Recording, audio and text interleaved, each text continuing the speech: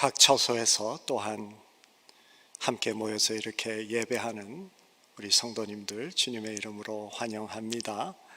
우리 다 같이 일어서셔서 주님 앞에 예배 드리도록 하겠습니다.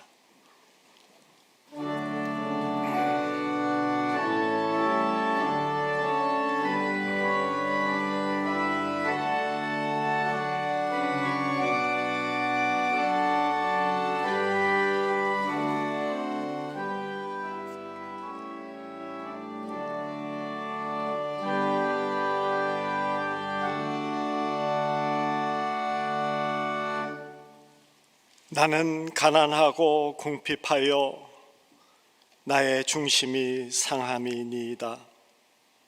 나는 석양 그림자같이 지나가고 또 메뚜기같이 불러가오며 금식함으로 내 무릎이 흔들리고 내 육체는 수척하나이다. 여호와 나의 하나님이여, 나를 도우시며 주의 인자하심을 따라 나를 구원하소서. 가난하고 궁핍한 자의 부르짖음을 들으시고 응답하시는 주님, 그들에게 구원을 약속하시고 이루시며 그들의 삶을 축복하시는 하나님, 찬양과 감사와 영광을 돌립니다. 오늘도 주의 전에 또한 각 처소에서 예배를 드릴 수 있는 이 은혜와 여건과 믿음을 허락하여 주셨음에 감사드립니다. 오늘도 우리에게 메마른 심령을 주님의 은혜와 사랑으로 채워주시어 주님을 향한 발걸음이 게으러지지 아니하고 힘있게 하여 주시옵기 바라옵고 원합니다. 오늘의 예배가 신령과 진정으로 드려지게 하시고 벌써 준비하신 하늘의 은혜로 우리의 심령을 넘치게 채워 주시옵소서. 우리 주 예수님의 이름으로 기도드리옵나이다. 아멘.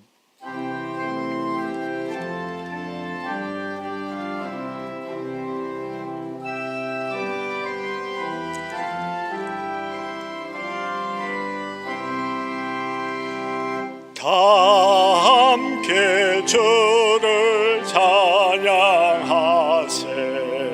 주 같은 이가 어디 있을까. 주 앞에 찬양을 드리니 주 성령이여 나를 도우사. 주 기뻐하실 노래 불러서 그 이름 찬양하게 하소서. 내 주여 나를 인도하사 아버지 품에 살게 하시고 주 성령 내 행실 살피사 내 마음과 뜻을 주관하시고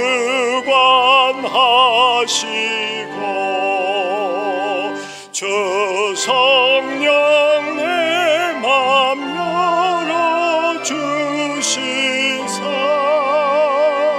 참 평화 간직하게 하소서. 주 성령 나를 감화하사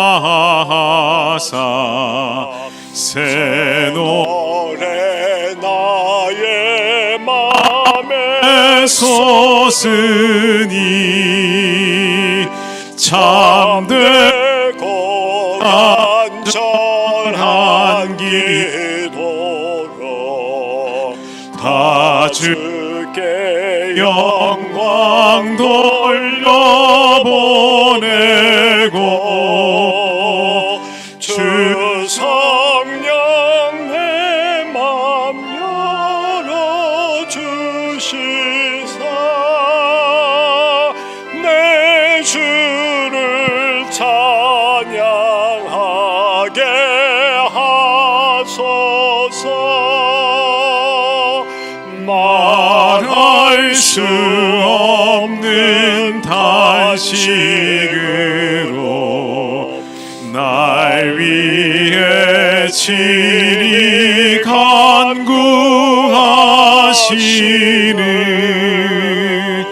주 성령 날 항상 돕나니 아멘.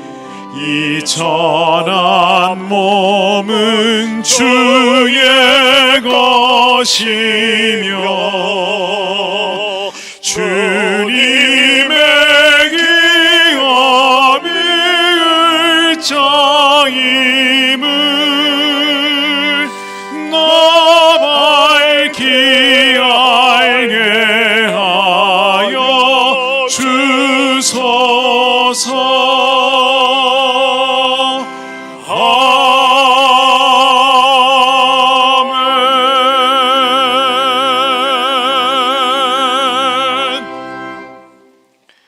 이렇게 좋으신 성삼위 하나님에 대한 신앙 고백, 사도신경을 통해서 우리 함께 올려드리겠습니다.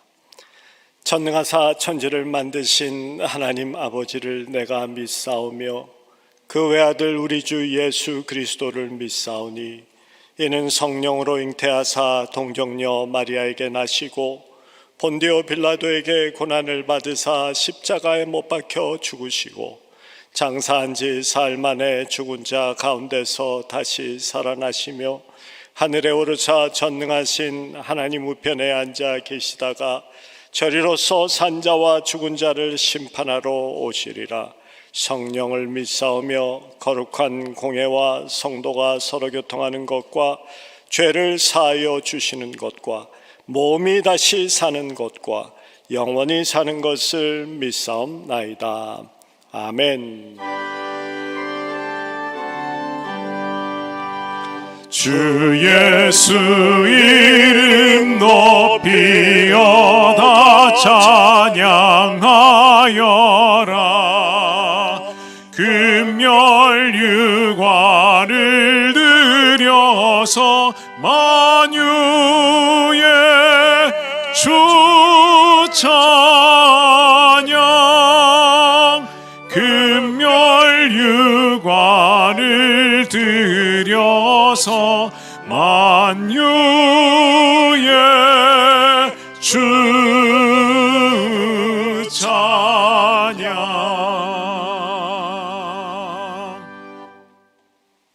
자리에 앉으시겠습니다. 우리 다 같이 이 시간 기도하겠습니다. 할렐루야. 지금도 살아계셔서 역사하시는 우리 주님을 찬양합니다. 오늘 우리에게 귀하고 복된 주일을 허락하여 주시고 우리 모든 사랑하는 성도들 이곳에서 또 각자의 처소에서 신령과 진정으로 예배하게 하시니 주님 감사드립니다. 우리 모든 KM과 EM 또 우리 사랑하는 자녀들까지 하나님 앞에 설 수 있는 귀하고 정직한 믿음의 심령 되게 하여 주시고 이 시간 우리 주님의 십자가의 보혈의 능력에 힘입어서 담대하게 나아가는 이 귀한 예배의 시간 되게 하여 주시옵소서. 오늘 우리에게 주시는 주님 그 은혜를 우리가 사모합니다. 주의 말씀을 듣기를 원하오니 우리의 눈과 우리의 귀를 열어주시고 닫혀진 무뎌진 우리의 마음을 주님 열어주시옵소서. 그리하여 우리가 행할 바와 또 우리가 나아갈 길을 믿음의 눈을 들어 바라볼 수 있는 귀하고 복된 예배의 시간 되게 하여 주시옵소서. 주님, 주께서 명하시는 회복을 저희가 소망합니다. 코로나 바이러스로부터 회복도 중요하지만 그러나 더 중요한 것은 우리 하나님께로 돌아오는 진정한 회복이 우리에게 필요한 줄로 믿습니다. 나의 모든 우상들과 나의 모든 보좌들과 우리의 자랑과 교만을 버리고 주의 말씀 앞으로 돌아오는 회개의 역사를 온 열방에 부어 주시옵소서. 그래야 온 땅이, 온 열방이 주께로 돌아와 하나님의 하나님 되심을 인정하며 하나님의 나라의 통치 속으로 들어가 하나님의 주권 속에 살아갈 수 있는 모든 믿음의 백성들의 삶이 되게 하여 주시옵소서. 특별히 우리의 조국 대한민국과 또 우리가 살고 있는 이 미국 땅을 위해서 주님 기도합니다. 본질이 회복되게 하여 주시옵소서. 그러기 위해서 우리가 기도하게 하여 주시옵소서. 다른 사람이 아니라 믿는 자들이 일어나 주님 앞에 회개하며 기도하는 시간들 되게 하여 주시옵소서. 다윗이 주께로 돌아와 번제와 화목제를 드려 주님 앞에 기도할 때에 그 땅의 모든 질병과 문제가 고쳐진 것처럼 주님, 모든 믿는 믿음의 백성들이 주님 앞에 번제와 화목제를 드리는 심령으로 주님 앞에 기도하고 간구하게 하여 주시옵소서. 사상과 정치와 경제와 문화의 영향을 받는 것이 아니라 하나님 나라 백성으로 주의 말씀 앞에 죽고 사는 믿음의 그리스도인들 되게 하여 주시옵소서. 우리 교회 공동체 위해서 기도하오니 육신의 질병과 또 마음의 아픔과 환경에 무거운 짐이 있는 모든 성도들 우리 주님 찾아가 주시고 만져주시고 능력의 손으로 지키시며 이길 수 있는 능력과 힘을 허락하여 주시옵소서. 이 시간 선포되어지는 하나님의 귀한 말씀을 위해 기도하오니 하나님의 신령한 축복이 우리의 심령에 차고 넘치는 복된 시간 되게 하여 주시옵소서.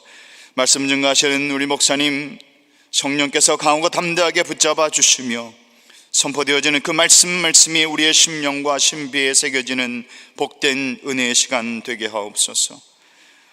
모든 예배를 주님께 올려드리며 오직 주님 홀로 영광받아 주시기를 간구합니다. 믿음으로 이 자리에 나온 우리 모든 믿음의 백성들에게 하나님 하늘의 크신 은혜와 축복으로 덧입혀 주시옵소서. 감사드리며 살아계신 예수님의 이름으로 기도하옵나이다. 아멘.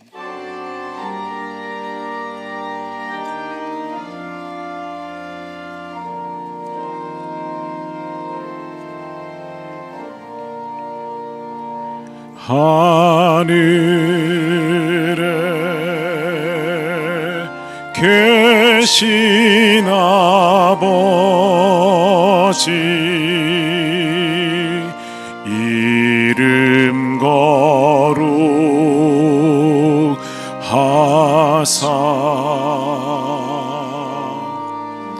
주님 나라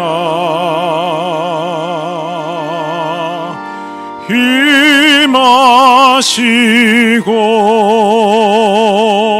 뜻이 이루어지다.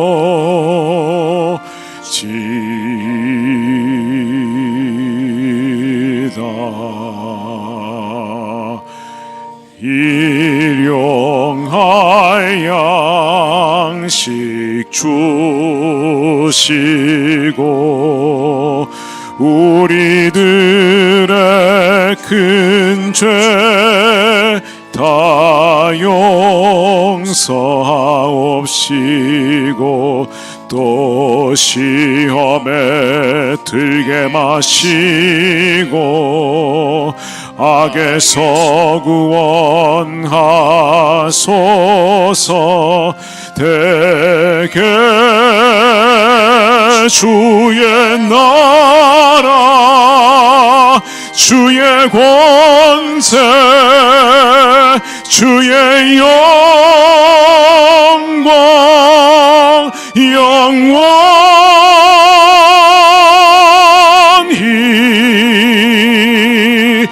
아멘.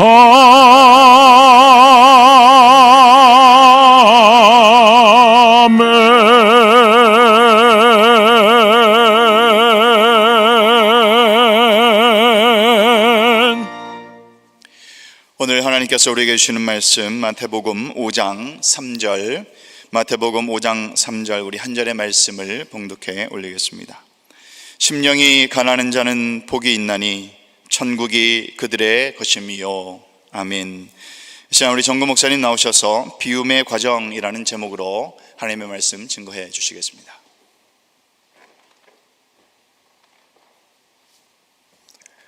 우리 잠시 한번 기도드리겠습니다. 사랑의 하나님 아버지, 또 겸손하게 고개를 숙입니다. 주님의 말씀 전하는 자나 듣는 자나 모두 들을 수 있는 은혜를 허락하여 주시옵소서. 성령님이 이 시간 우리 모두의 심령을 주관하여 주시옵고, 겸손하게 주님의 말씀을 정직하게 듣는 저희들 되게 해 주시옵기 원합니다. 예수님의 이름으로 기도드리옵나이다. 아멘. 인간이면 누구나 행복을 추구합니다. 행복을 마다할 사람은 한 사람도 없습니다. 그런데 이렇게 모두가 추구하는 행복의 기준은 시대에 따라, 문화에 따라, 또 개인에 따라 다르겠죠. 한 곳에서 받아들여지는 행복의 기준이 다른 곳에서 적용되지 않습니다. 획일화된 행복의 기준은 없는 것이죠. 유엔에서 매년 발표하는 세계 행복 보고서를 작성하는 학자들은 나름대로 객관적인 기준을 정해서 Happiness Index, 행복 지수라고 하면서 각 나라의 점수를 매깁니다. 그랬더니 북유럽의 핀란드라는 나라의 행복 지수가 가장 높게 나왔습니다. 그런데 국민 한 사람 한 사람에게 당신은 행복합니까? 라는 질문을 합니다. 그랬더니 히말라야에 있는 인구 75만의 작은 나라 부탄이라는 그 나라 국민소득이 3,000불이 넘지 않습니다. 부탄의 국민의 97%가 자신은 행복하다라고 이야기를 합니다. 행복의 기준이 나라마다 문화마다 다르기 때문이죠. 행복 지수 하면서 수학 점수 매기듯이 점수를 매길 수 없습니다. 선교지의 환경은 일반적으로 무척 열악합니다. 저런 곳에서 어떻게 행복할 수 있을까라는 생각이 들 정도로 그런 환경과 여건에서도 행복하게 사는 사람들을 너무나도 많이 봅니다. 그들을 보면서 행복의 기준은 획일화될 수 없다라는 생각을 많이 했습니다. 그리고 저런 여건 속에서도 행복하다라고 하면은 미국이나 한국에 사는 우리는 어느 누구도 행복하지 못한 이유를 환경에 탓할 수 없다라는 생각도 해보았습니다. 행복의 조건은 획일화될 수 없고 그렇기에 누구나 행복할 수 있습니다. 앞으로 함께 살펴보는 팔복의 말씀은 예수님을 따르는 사람들에게 가르쳐 주신 믿는 자들이 지녀야 할 행복의 기준, 이런 것이라고 생각해 봐도 되겠습니다. 너희가 이 세상에서 살고 있지만 이 세상의 행복의 기준에 따라서 너희의 행복을 추구하지 말고 말씀에 기준하여서 행복을 추구하라라는 가르침으로도 볼 수가 있겠죠. 21세기에 살고 있는 우리, 자본주의 사상에 깊게 남도 모르게 자신도 모르게 물들어 있는 우리들이 받아들이기 쉽지 않은 내용입니다. 그러나 우리의 인생길을 밝혀주고 있는 이 하나님의 말씀, 이 말씀에서 제시하는 행복의 기준입니다. 이것은 예수 믿고 구원받는 것하고는 사실 상관이 없겠지만은 하나님의 백성답게 살기 위해서는 반드시 알아야 하고 받아들여야 하는 신앙의 기초가 되어지는 것입니다. 저 역시 배우는 마음으로 함께 이 말씀을 듣기를 원합니다. 오늘 팔복의 첫 번째 말씀으로 이렇게 우리에게 가르치십니다. 심령이 가난한 자는 복이 있나니 천국이 그들의 것이며. 이 말씀에서 간단하게 저희들이 짚고 넘어가야 될 부분이 있죠. 지금 심령의 가난함을 말씀하고 있는 것이지 소유의 가난함을 말씀하고 있지 않다라는 점입니다. 성경은 소유에 대한 우리의 마음의 자세를 지적하지만은 소유 자체가 나쁘거나 잘못되었다라고 하지 않으시죠. 사실 소유의 크기는 행복의 크기와 별 상관이 없기 때문일 것입니다. 기본적으로 먹고 살 만큼만 되면 소유의 크고 작음이 한 사람의 행복에는 크게 영향을 미치지 못한다라는 것은 학자들이 벌써 연구해서 밝혀낸 사실입니다. 그래서 요즘에는 인간의 행복을 연구하는 그 학자들은 소유와 행복의 관계가 아니라 소비와 행복의 관계를 연구한다라고 합니다. 돈을 얼마만큼 버느냐가 아니라 돈을 어떻게 사용하느냐에 따라서 행복의 차이가 생긴다라는 것을 이제 알아내고 있다라는 것이죠. 그래서 한 사람의 씀씀이, 그 씀씀이는 그 사람의 마음과 인격과 신앙에 의해서 결정되어지죠. 그들이 이야기합니다. 행복은 소유에 있지 않고 존재에 있다라고 가르치죠.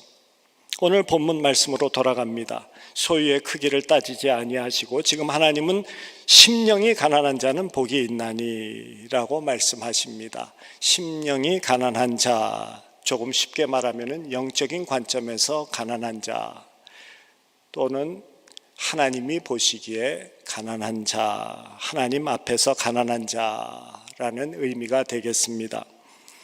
그러면 가난은 어떤 상태를 이야기하겠습니까? 요즘은 인터넷을 통해서 설교를 많이 들으니까 제가 무슨 말씀을 하려고 하는지도 다 감을 잡으셨을 것 같아요. 헬라어에는 가난이라는 단어가 둘이 있다라는 말씀을 드리기 위함입니다. 하나는 빼니아라는 단어이고 다른 하나는 푸토케이아라는 단어가 되어집니다. 먼저 이 빼니아라는 단어는 먹고 살지만 남는 것이 전혀 없는 가난입니다. 즉 여유라는 것이 별로 없는 가난이 되어지죠. 그냥 그날 벌은 것 가지고 그날 먹고 살고, 한 달 벌은 것으로 그 한 달 또 먹고 살고, 1년 벌은 것으로 1년 먹고 사는, 그날 일하지 않으면 살아갈 수 없는 그 정도 수준을 이야기합니다. 세상의 거의 모든 사람들이 이렇게 살아가고 있습니다. 그런데 푸토케이아라는 이 배고픈 거지와 같은 가난, 이것은 남이 채워주지 아니하면 굶어야 하는 가난입니다. 그렇다고 마음먹어서 일할 수 있는 그러한 환경도 아니고, 몸이 아프든지 마음이 아프든지 아니면 삶에 큰 문제가 있어서 일을 할 수도 없어 배를 곱는 그런 가난입니다. 남의 도움이 없으면 배를 채울 방법이 없죠. 노숙자의 가난입니다. 니카라과에서 선교사로 있으면서 처음 한 사역이 노숙자 사역이었습니다. 밥 한 끼 먹이는 사역입니다. 처음 시작할 때 노숙자들이 올까라고 생각을 하면서 이 노숙자 사역을 시작을 했는데, 노숙자들뿐만이 아니라 시장 주변에 있었던 몇몇 주민들이 찾아와서 배를 채우는 것을 보았습니다. 저들이 정말 배고프구나. 오죽하면은 노숙자들과 함께 줄을 서서 밥을 받을까. 사실 노숙자들과 함께 앉아서 밥을 먹지는 않고 받아서 집으로 갑니다. 그러면은 집에 아이들이 있습니까? 라고 물어가지고 있다라고 하면은 확인해서 조금 더 싸서 보내고 그랬습니다. 배가 고프면은 체면이니 자존심이니 없습니다. 다 내려놓게 되어져 있습니다. 예수님께서 팔복에서 말씀하시는 가난은 바로 이 두 번째 완전히 비어진 체면을 내려놓은 푸토케이아라는 가난입니다. 노숙자의 가난. 이런 사람은 통장도 없고, 통장이 있어도 비어 있죠. 냉장고도 비어 있습니다. 지갑도 비어 있습니다. 자존심도 비어 있습니다. 하나님이 채워주셔야만 하는 가난입니다. 심령이 가난한 자는 하나님 앞에서 정말 배고픈 자를 이야기합니다. 그래서 하나님이 아니면은 배부르게 채워질 방법이 없는, 그래서 그것을 인정하면서 하나님만 간절히 바라보고 있는 그러한 사람을 이야기합니다. 우리가 하나님 앞에 섰을 때 하나님 지금 당장 손 쓰지 아니하시면 곧 무슨 일 일어날 것 같아요 라는 그런 간절한 마음으로 주님 앞에 서야 되는 것이, 그 심령이 바로 심령이 가난한 자의 의미가 됩니다. 하나님도 보시기에 야 빨리 손 써야 되겠구나 라고 하는 급한 마음이 생길 정도로 우리의 심령이 간절해야 되고 배고파야 되는 것이죠. 그렇게 우리의 심령이 가난해져야만 하나님 앞에 체면 차리지 아니하고 줄이라도 서서 채워달라고 간구하기 때문입니다. 이런 사람은 주님 앞에 나아가 간절하게 기도하게끔 되어져 있죠. 마음을 쏟아놓는 시간이 필요한 것입니다.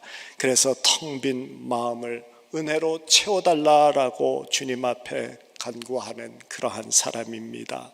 이런 사람은 하나님의 말씀에 목말라 사모하는 심령이 있는 것이죠.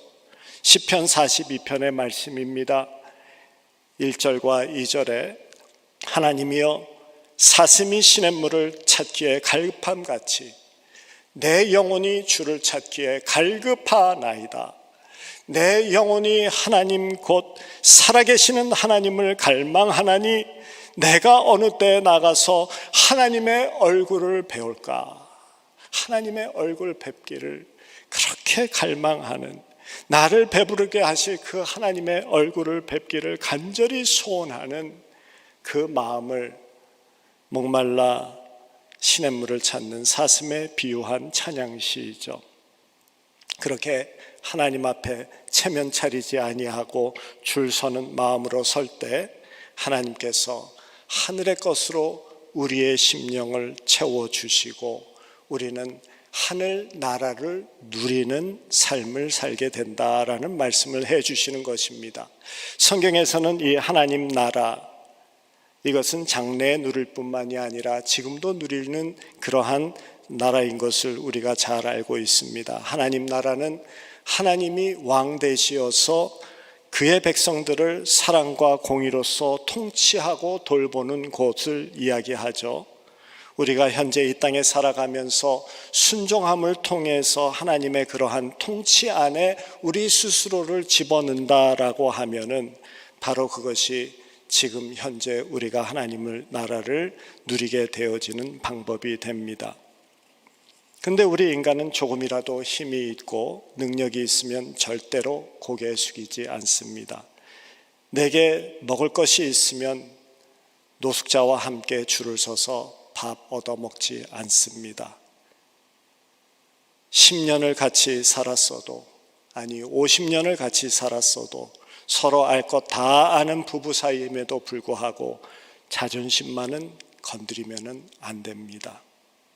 우린 이렇게 인간 사이뿐만이 아니라 하나님 앞에서도 자존심을 세우는 존재입니다. 그 교만이 깨어지지 아니하면은 하나님 앞에 서지 않습니다. 그래서 우리에게 진정한 행복을 허락하시기를 원하시는 하나님께서 우리의 심령을 노숙자와 같이 줄서게 하는 작업, 우리의 심령을 가난하게 하는 그 작업을 우리의 인생에서 해 나가셔야 되죠. 그래야만 주님이 주시는 그 진정한 축복, 진정한 행복을 놓치지 아니하고 그것을 누리면서 살 수 있기 때문입니다. 그 대표적인 인물로 다윗 왕입니다. 다윗은 시편 곳곳에서 자기는 가난한 사람입니다 라고 부르짖습니다. 시편 40편 17절에 나는 가난하고 궁핍하오나 주께서는 나를 생각하시오니 주는 나의 도움이시오 나를 건지시는 이시라 나의 하나님이여 지체하지 마옵소서라고 부르짖습니다. 86편 1절에서도 여호와여 나는 가난하고 궁핍하오니 주의 귀를 기울여 내게 응답하소서. 주여 가난하오니라고 이야기하는 정도가 아니라 주여 나는 가난하고 궁핍하오니라고 부르짖습니다. 이렇게 같은 의미의 다른 단어를 반복하는 것은 히브리 언어의 히브리 문학의 강조법이죠. 정말 힘듭니다. 정말 힘듭니다. 정말 가난합니다라는 외침이 됩니다. 체면을 차리지 않는 간절함입니다. 지금 하나님이 어떻게 안 해주시면 당장 죽을 것 같이 다급한 그러한 애달픈 심정으로 다윗은 절규합니다. 양치는 목차일 때나 한 나라의 왕으로서 있을 때나 다윗이 다윗으로서 남을 수 있었던 것은 바로 이 가난한 마음, 궁핍한 마음을 늘 간직했기 때문입니다. 그런데 그러한 가난한 심령이 주어지는 것이 그냥 일반적으로 생각해서 노력해서 주어지는 것이 아니죠. 하나님께서는 자존심을 내려놓고 줄 서게 하기 위하여서 실패와 아픔 또한 좌절이라는 도구를 사용하십니다. 지난주에 사무엘상을 읽고 묵상하는 시간을 가졌습니다. 그 중에 금요일 날 사무엘상 22장의 말씀을 읽고 묵상하는데 이 다윗의 어려움을 읽으면서 다윗에게 주어진 이 과정, 정말 이것을 읽으면서도 저의 마음이 아리더라고요. 다윗이 왕으로 기름 부음을 받고 골리앗을 대적해서 물리칩니다. 그리고 블레셋을 상대로 해서 전쟁을 일으킬 때마다 승전을 합니다. 백성에게 칭송을 받습니다. 백성들이 부르는 노래 중에 사울은 천천히요 다윗은 만만이다라는 가사가 있을 정도였습니다. 만약 그렇게 고양된 자존심을 가지고 왕위에 올랐다라고 하면은 다윗은 우리가 아는 다윗으로서 우리의 기억에 남지 못했을 것입니다. 하나님께서는 그의 삶에 어려움을 허락하십니다. 다윗의 명성으로 인해 질투로 불타는 사울은 충성하는 다윗을 죽이기로 작정을 합니다. 그러니 다윗은 어쩔 수 없이 도망자가 되어지죠.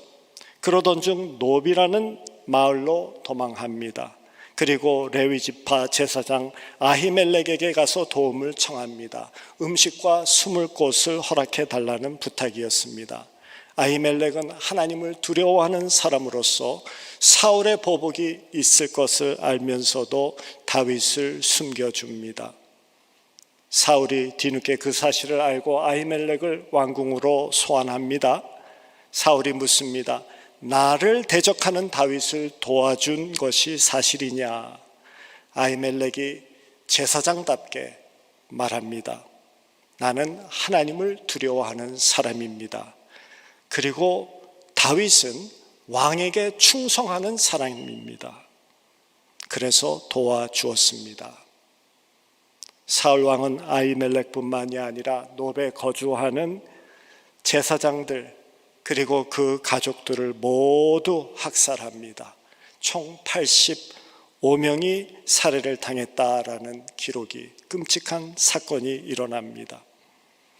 이 소식을 후에 다윗이 듣습니다. 그러면서 다윗은 이야기합니다. 그 집에 모든 사람이 죽은 것이 나의 탓이로다 라는 아픈 자책을 합니다. 자신 때문에 겪는 무고한 자들의 고통이 얼마나 짐이 되어졌고 힘들었겠습니까? 얼마나 자책을 하면서 살았을까요? 내 잘못은 내가 받으면 그래도 덜 아픕니다. 그런데 나의 잘못으로 인하여서 사랑하는 사람이 고통을 당하게 되어지면 감당하기 힘든 고통을 마음에 감고 살아가게 되죠. 다윗은 그런 도망자의 삶을 1년, 2년이 아니라 11년간 겪습니다. 이 기간은 다윗에게 내리막길이었어요. 완전히 비우는 기간이었습니다. 하나님으로 채워지기 위해서 이 비우는 기간이 필요한 것이었죠. 하나님께서는 다윗의 인생을 이 기간을 통해서 전환하였던 것입니다. 하나님께서 채워주실 축복을 위해서 철저하게 비우는 이 시간이 필요했던 것이죠. 우리가 잘 아는 모세도 그 기간이 있었어요. 애굽의 왕국에서 자란 그는 40년간 광야의 생활을 해서 저는 아무것도 아닙니다라는 고백이 나오는 자가 되어줬습니다. 야곱도 그렇죠. 잔꾀의 왕이었던 야곱이 집에서 도망쳐서 광야에서 그 불편한 돌베개를 베고 잠을 들었던 그때로부터 20년간 고난의 기간을 지내고 얍곡 강가에서 뼈가 하나 부러지는 아픔과 쓰라림이 있은 후에 삶이 채워지기 시작을 합니다. 야곱도 그렇고 모세도 그렇고 다윗 왕도 그렇고 쓰라린 비움의 과정을 통해서 채움이 시작되어진다라는 사실 우리 모두가 기억해야 되겠습니다. 이렇게 우리의 삶에서 쓰라린 시간은 심령이 가난해지도록 하는 도구로 하나님이 쓰신다는 것입니다. 혹시 우리들의 삶에 우리의 심령을 쓰라리게 하는 그 무엇이 있다면은 그것은 하나님이 지금 우리를 채우시기 위한 준비하는 비움의 과정이다. 그 아픔을 도구로 사용하고 계시며 축복을 준비하고 계시다라는 것으로 보면은 틀림이 없습니다. 그게 믿는 자입니다. 그 쓰라림이 재정이든 건강이든 관계이든 간에 이 비우는 과정을 통해서 하나님께서는 하늘의 것으로 채워주시고 진정한 행복의 기준에 맞는 하나님의 행복의 기준에 맞는 것으로 채워주실 것이다 라는 그 확신을 가지고 살아야 되는 것입니다. 젊어서는 일이 보이지만 나이가 들면 사람이 보인다고 합니다. 병원의 침대에 누워서야 건강할 때 보지 못했던 것에 감사한다고 합니다. 철저한 실패를 겪을 때 평탄했을 때 보지 못한 것을 보고 그 귀함을 깨닫습니다. 사랑하는 사람을 보내고 나서야 함께 있었을 때 관가했던 것을 보며 눈물을 흘립니다. 그래서 한 시인은 올라갈 때 보지 못했던 꽃을 내려갈 때 보았노라 라고 썼습니다. 어떤 목사님은 인생의 내리막길을 걸을 때 감사하십시오. 그 내리막길에서만 볼 수 있는 것이 있습니다. 정상을 향하여서 올라가느라고 보지 못했던 보석을 내려오는 길에 주울 것입니다 라고 말했습니다. 다윗이 될 수 있었던 이유는 그 마음을 찢고 부러뜨리는 아픔의 순간들이 있었기 때문이었죠.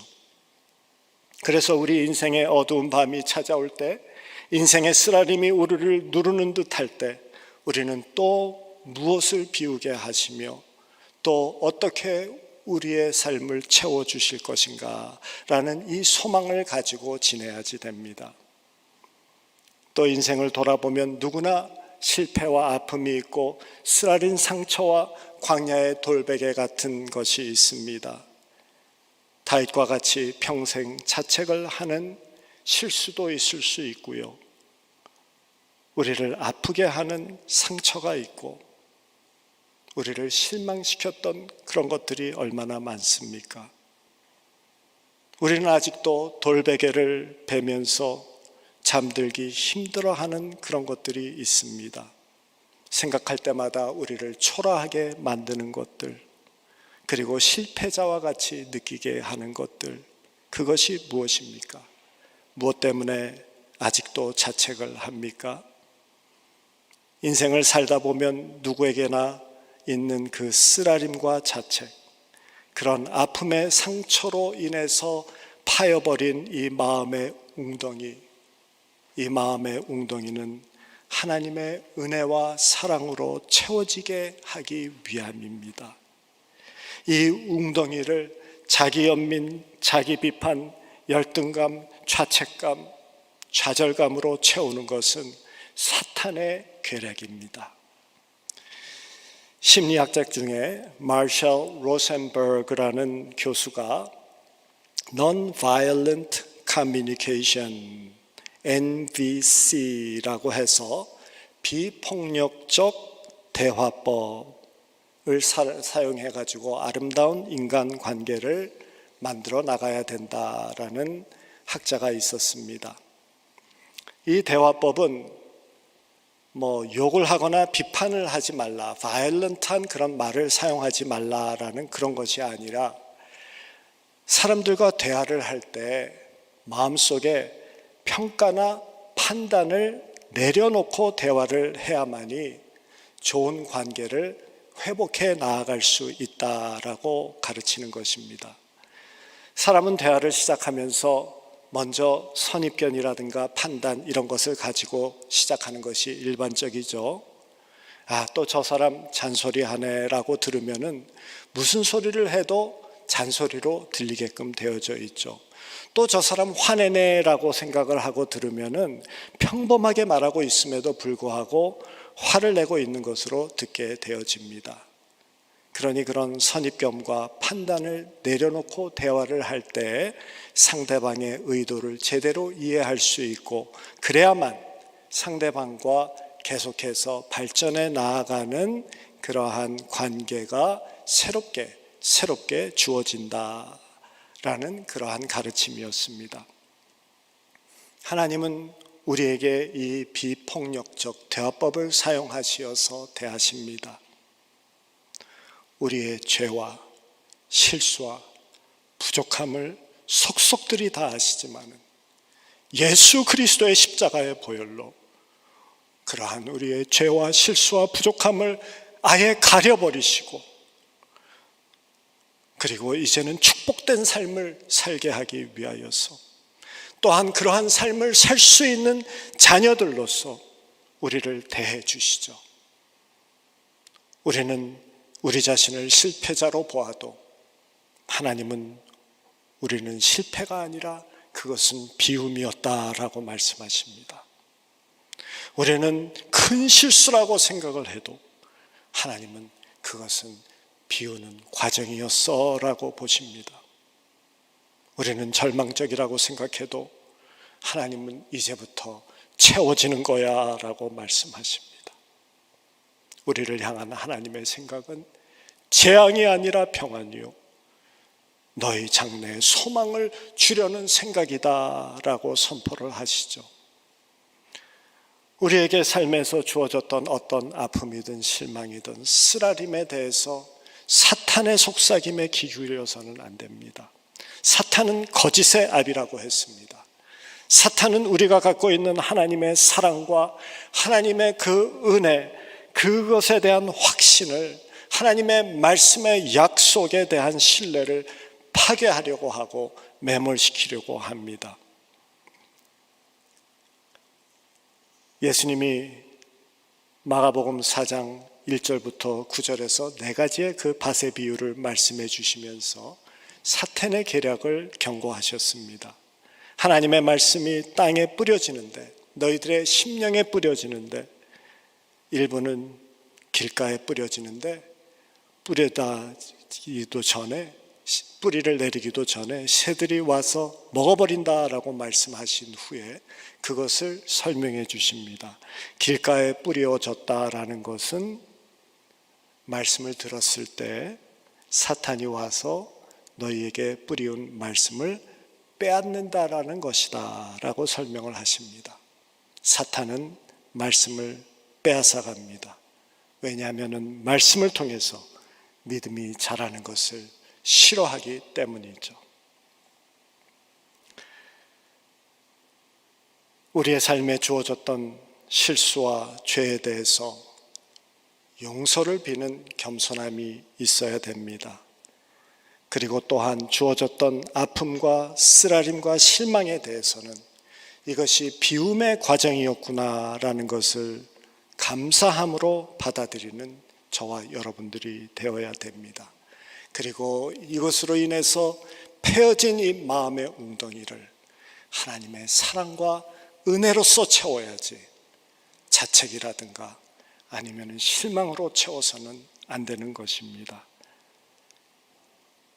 그것 때문에 내가 주님을 알게 되었고, 그것 때문에 하나님의 사랑과 은혜를 사모할 수 있는 마음이 생겼고, 그것을 담을 수 있는 마음 그릇이, 마음의 웅덩이가 생겼으니 감사하다라는 생각으로 살아가야 되는 것이 주의 백성들입니다.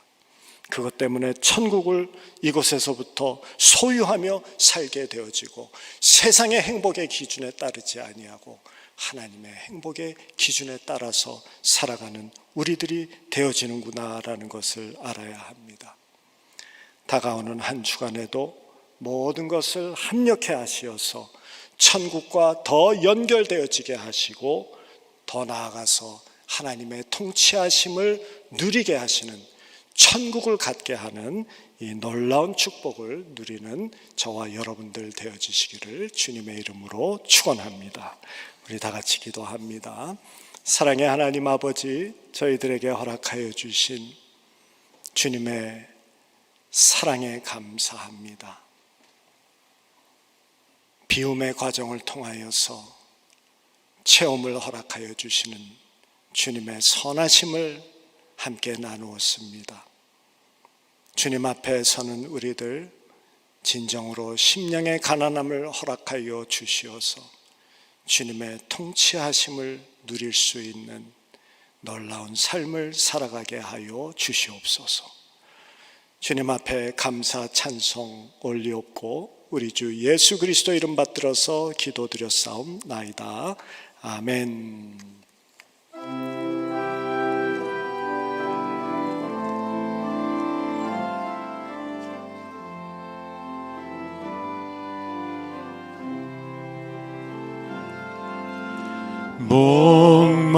목마른 사슴 시냇물을 찾아 헤매이듯이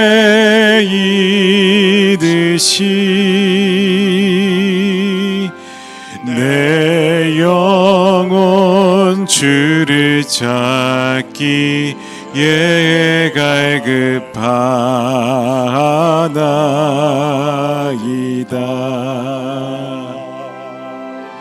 주님만이 나의 힘, 나의 방패, 나의 참 소망, 나의 몸 정성 다 바쳐서 주님 경배합니다. 2절 함께 합니다. 금보다 귀한 나의 주님, 내게 만족 주신 주, 당신만이 나의 기쁨 또한 나의 참 보배. 주님만이 나의 힘, 나의 방패, 나의 참 소망, 나의 몸 정성 다 바쳐서 주님 경배합니다.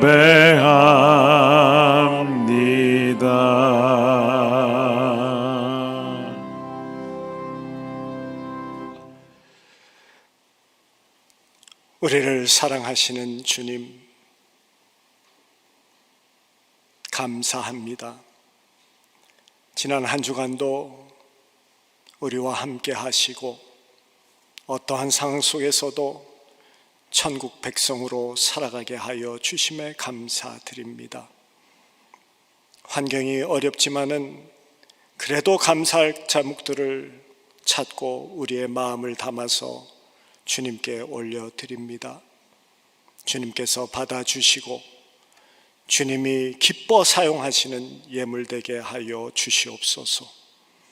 이 한 주간도 믿음으로 감당하게 하시고 우리 자신을 위해서뿐만이 아니라 이웃을 위해서 힘을 쏟게 하시며 성실하게 하시고 진실하게 하여 주시옵소서. 늘 감사할 수 있는 믿는 자의 자세를 잃지 아니하도록 하시며 다윗과 같은 가난하고 궁핍한 심령을 허락하여 주시옵소서. 오늘 말씀을 기억합니다.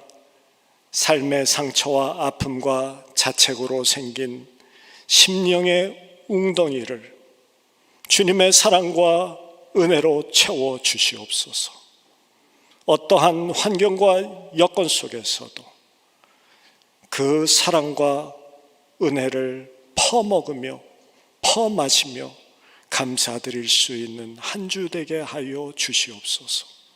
그리하여서 하늘의 행복을 누리는 정결하고 거룩한 백성 되게 하여 주시옵소서. 이 한 주간도 주의 백성들 특별히 지켜보호하여 주시고, 특별히 우리 연로하시고 또한 병약한 성도님들 주님의 강한 오른손으로 붙들어 주시옵기 원합니다. 재정으로 인하여서 주님을 더 의지하며 그래서 주님으로 인한 더 큰 만족을 얻는 큰 풍성함에 거하는 저희들 되게 하여 주시옵소서. 이 한 주간도 주님 앞에 온전히 맡겨 드립니다. 예수님의 이름으로 기도드리옵나이다. 아멘.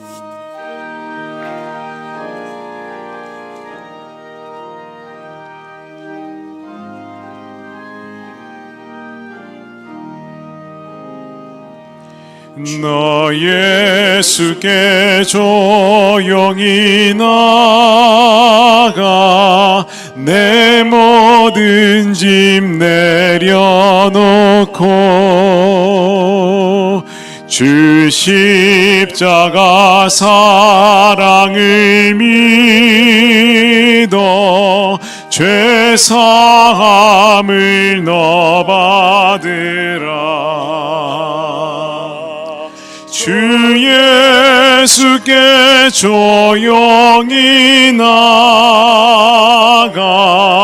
내 마음을 쏟아놓으라.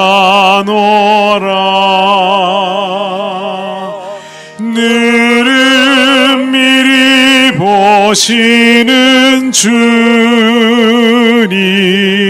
그 은혜를 베푸시리.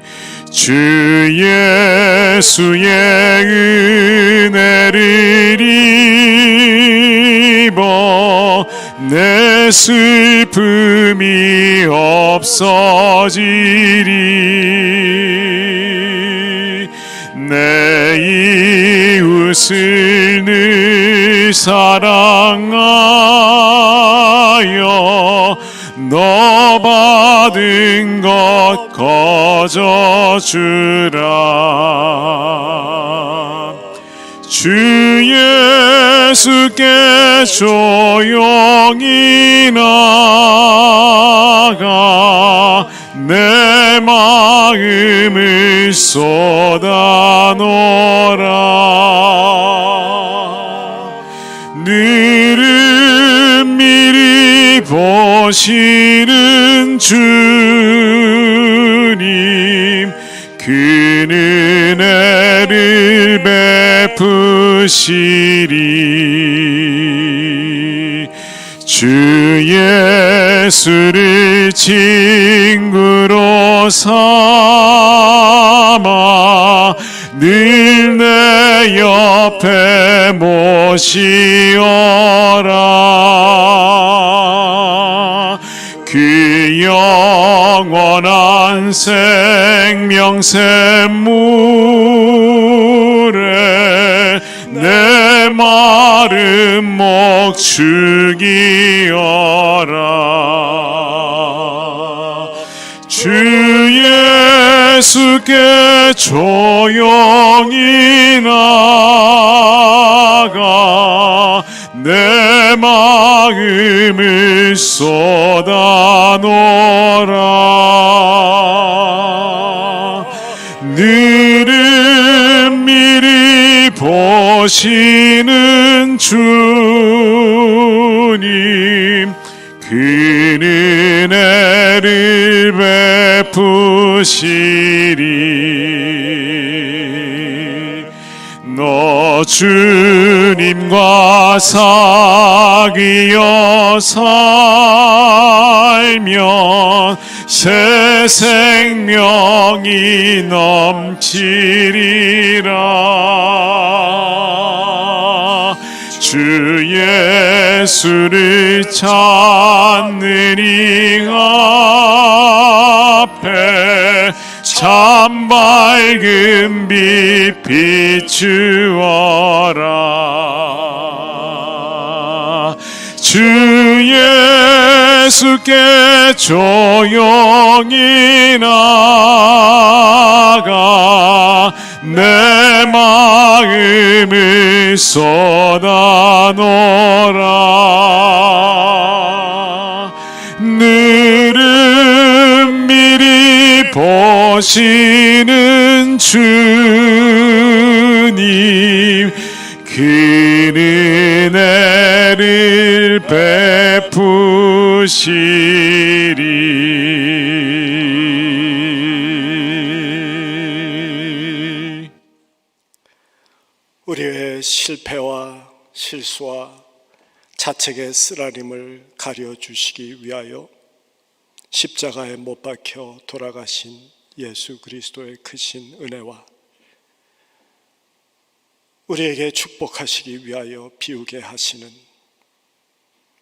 그리하여서 은혜와 사랑, 하늘의 좋은 것으로 채워주시는 하나님 아버지의 크신 사랑하심과 어떠한 상황 속에서도 그 은혜와 사랑을 떠 마시면서 승리케 하시는 성령님의 감화, 감동, 충만하심이 비우심의 과정에 감사하며 채우심의 축복을 기대하며 세상의 행복이 아니라 하늘의 행복을 누리며 살아가는 거룩한 백성들 위해, 또한 그들의 자녀들과 이 어려움 가운데서도 복음을 전하시는 선교사님들 위해, 또 그 가정 위해 이제부터 영원토록 함께 하시기를 간절히 축원하옵나이다. 아멘.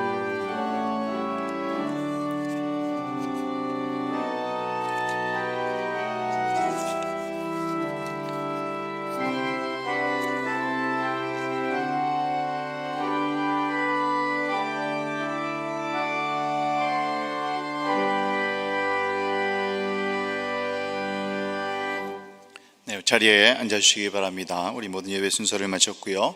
우리 교회 소식 잠깐 알려드리고 우리 돌아가시도록 그렇게 하겠습니다. 우리 수요 온라인 우리 실시간 성경 공부 우리 정구 목사님과 개주 매주 수요일 성경 공부 실시하고 있습니다. 하나님을 경험하는 삶을 가지고 이제 12주 과정 계속 진행 중이고요. 지난주부터는 이제 금요 온라인 성경 공부, 이건 유튜브로 하는 건데 이것도 이건 뭐 다 보실 수 있습니다. 이런 보시는 원하시는 분들은 보시고 교재가 필요하신 분들은 연락 주시면 이렇게 마련을 해서 나눠드리도록 하겠습니다. 구속기획의 성경 공부도 여러분 가정에 프린트가 없으신 분들은 우편으로 발송을 해드리니까 말씀해 주시면 그렇게 조치를 취하도록 하겠습니다. 본당 나가다 보시면 본당 로비에 데일리 브레드죠. 우리 오늘의 양식 이제 9월 벌써 9월입니다. 이제 90, 11월 나와 있으니까 필요하신 분들은 가져가시고 우리 3월호부터 3권 이렇게 종류별로 있으니까 필요하신 만큼 가져가시면 되겠습니다. 이제 9월이 이제 시작이 되겠는데 이제 아이들은 또 학교로 이제 돌아가고요. 여러 가지 또 많은 기도의 제목이 우리에게 또 있습니다. 계속해서 기도해 주시고 한국은 또 수도권은 이 현장 예배에 또 문제점이 또 여러 가지 있는 걸로 여러분 미디어를 통해서 아실 것입니다. 계속해서 우리가 이 방역 수칙을 더 철저하게 잘 지키고 완벽하게 이렇게 현장 예배가 언제가 될지는 모르겠습니다만 그날까지 계속해서 우리의 자리에서 최선을 다해 주시기를 부탁을 드립니다. 오늘 한 주간도 믿음으로 승리하시는 우리 모든 성도들 되시면 좋겠습니다. 감사합니다. 안녕히 돌아가십시오.